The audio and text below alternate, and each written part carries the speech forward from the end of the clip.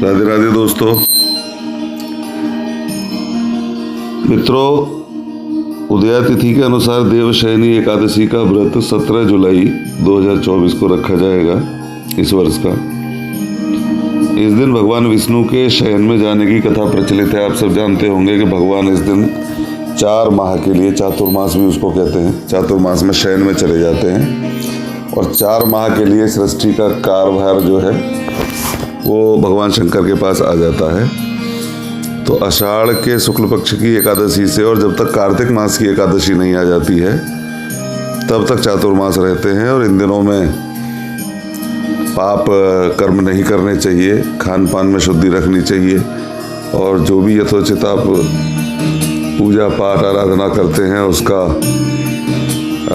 पुण्य आपको अच्छा मिलता है।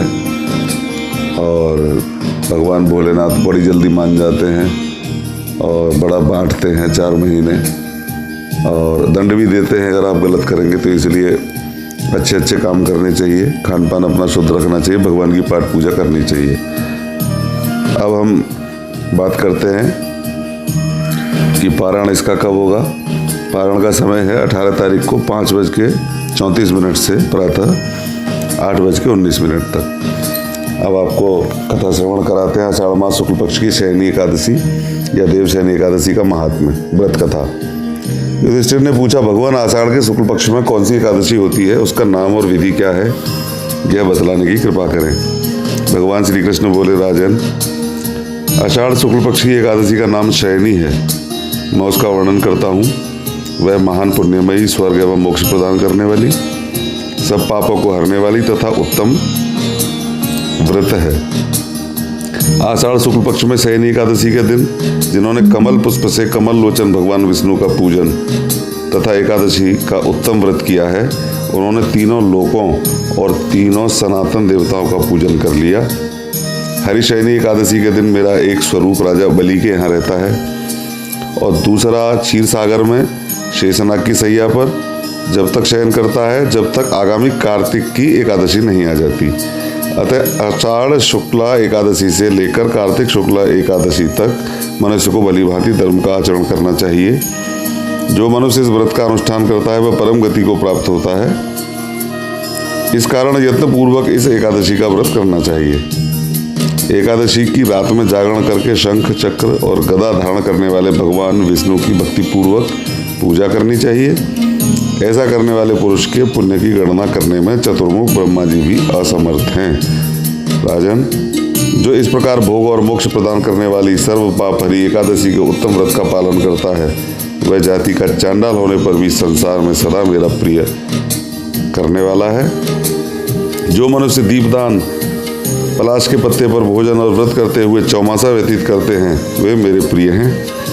चौमासे में भगवान विष्णु सोए रहते हैं, इसलिए मनुष्य को भूमि पर शयन करना चाहिए। सावन में साग, भादों में दही, क्वार में दूध और कार्तिक में दाल का त्याग कर देना चाहिए। अथवा जो चौमासे में ब्रह्मचर्य का पालन करता है वह परम गति को प्राप्त होता है। राजन, एकादशी के व्रत से ही मनुष्य सब पापों से मुक्त हो जाता है। अतः सदा इसका व्रत करना चाहिए, कभी भूलना नहीं चाहिए। शयनी और बोधिनी के बीच में जो कृष्ण पक्ष की एकादशियाँ होती हैं, गृहस्थ के लिए वे ही व्रत रखने योग्य हैं। अन्य मासों की कृष्ण पक्ष की एकादशी गृहस्थ के रखने योग्य नहीं होती। शुक्ल पक्ष की एकादशी सभी को करनी चाहिए।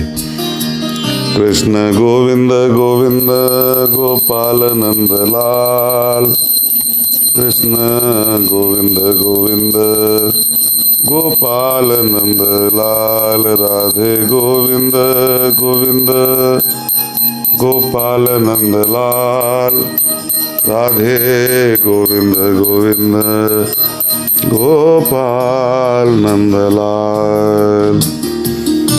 जब तक रहे जिंदगानी राम नाम जपते रहो। भैया जब तक रहे जिंदगानी राम नाम जपते रहो। मान के बाबा तुलसी की बानी राम नाम जपते रहो। 2 अक्षर को मंत्र मनोहर, दो अक्षर को मंत्र मनोहर, सुमिरत शंभु भवानी, राम नाम रटते रहो। भैया जब तक रहे जिंदगानी, राम नाम रटते रहो। कृष्णाय वासुदेवाय हरे परमात्मने प्रणतक्लेशनाशाय गोविंदाय नमो नमः। सच्चिदानंद रूपाय विश्वोत्पत्त्यादि हेतवे तापत्रय विनाशाय श्रीकृष्णाय वयं नमः। श्री कृष्ण गोविंद हरे मुरारे, हे नाथ नारायण वासुदेव। श्री कृष्ण गोविंद हरे मुरारे, हे नाथ नारायण वासुदेव।